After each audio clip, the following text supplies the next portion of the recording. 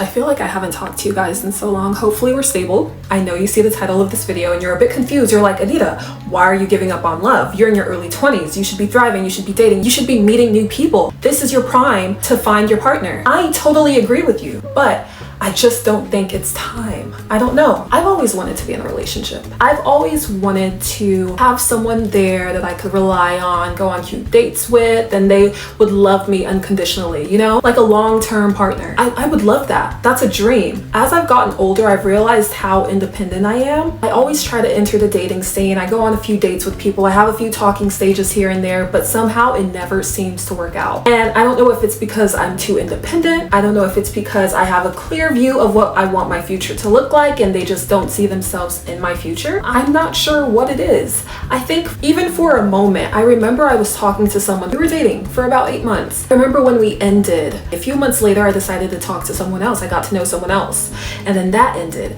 I remember feeling like my self-confidence just crashed just because I felt like, dang, like back-to-back rejection is something that's very serious and it really takes a toll on you. And you just start questioning yourself, like, is something wrong with me? But no, there's nothing wrong with you. I had to realize that. I had to do like some extreme self-reflection and realize that there is nothing wrong with me. But it's just that person just may not be the right person for you. It wasn't me and it wasn't them. We just weren't compatible. Our futures didn't align. And I was okay with that. I was like, you know what? My person's on their way. As I get older and I start getting a clear view of what my life path is and I head in that direction, I try to incorporate love into it. But somehow, some way, it's just never the right moment. Fast forward to now, I'm kind of just at that stage where I'm no longer going to be looking for my life partner. I'm no longer going to be looking specifically for love, but instead, whoever comes my way will flow my way. And I'm just gonna go ahead and take that experience for what it is, and I'm gonna learn so much. And you know, if it does end up blossoming into something that's so beautiful and we do end up, you know, becoming life partners or whatever it is, it's just, you know, gonna have to be. But I'm going to stop going into talking stages or dates with expectations, because with expectations come disappointments. I'm tired of being disappointed. One of the difficult parts of it is the fact that when I go on Snapchat, and I rarely ever use Snapchat, you guys, but when I open up Snapchat and I click through all of the stories of people from high school, I see that they're married. I see that they're engaged. I see that they have kids. And I'm like, we're only 23.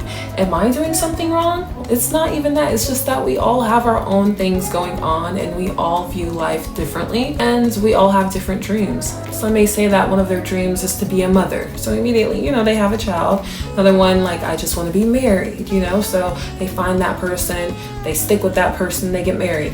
Everyone's life path is different. So I'm not going to compare mine to anyone else's. I know a few people that jump from relationship to relationship. They never take a break to like learn themselves or to heal from their past relationship. I think they jump into these other relationships thinking that that other person is going to heal what the previous person broke in them. I feel like it's really important to just be alone and just basically figuring yourself out. Like, humans are so complex. I know when I took the time to really understand myself, I feel like I know myself in a way through and through. Now, every year there is something new that I learn about myself, but I think that's absolutely beautiful. My one and only relationship that I've ever been in, I realized that when I was in that relationship, I kind of lost myself in a way. I find myself completely immersing myself in the other person's life, losing my interest and taking on their own.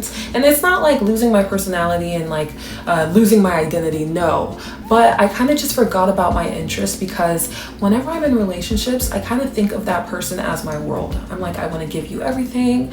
I want to love you. What do you want? You know, I'm very giving. So with giving, I kind of like forget what I want to receive on my own. And I knew that was an issue. I took about a year break of really seriously dating. I remember starting to talk to this new person, and I did the same exact thing again and again and again. And I'm just like, what the heck? I feel like every time I am talking to someone, I get to learn pieces about myself that I didn't learn before, or maybe I still need to work on. It's kind of like receiving a lesson over and over again until you get it. And I don't think I've got that yet. unfortunately. And I'm nervous for the next person that I end up, you know, dating randomly, if that's going to happen again. I'm very self-aware, so it's not like I purposely want that to happen. I guess it's just a matter of seeing how it goes. You know how a lot of people talk about the friends that you surround yourself with are going to influence you on like major life factors? And I completely agree. So I have a pretty intimate, tight-knit friend group. I think it's about like maybe 5 of us. We've all been friends since like middle school. We've all been pretty close-knit. We all been like a group of single girls. I guess that is really just a part of growing up.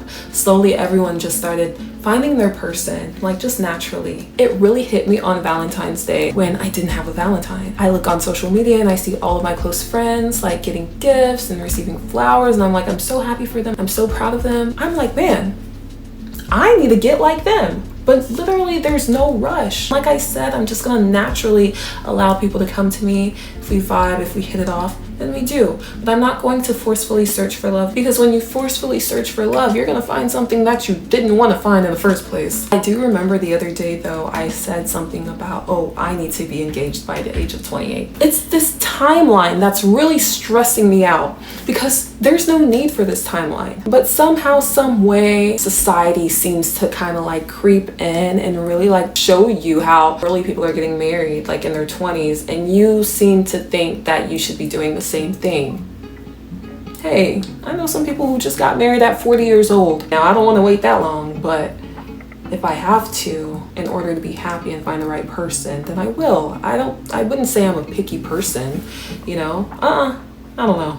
Maybe. I just know what I want from a person, and if they don't have that, how can I ever be happy? And we're supposed to be lifelong partners, you know? But this video just goes to say that I will no longer be searching for love. I will be searching for connection. I will be searching for experiences. I will be searching for lessons. Life is all about learning. All of these things form you into the human and the person that you are going to be at the end of the day. So eventually down the road, I will find my person. I just won't be forcefully searching for them anymore. They'll find me. I'll find them, and we'll be so happy. We'll look back at this video and we'll laugh and we'll be like, oh my gosh, we're watching this video now together. All right, guys, I'm out of here. Bye.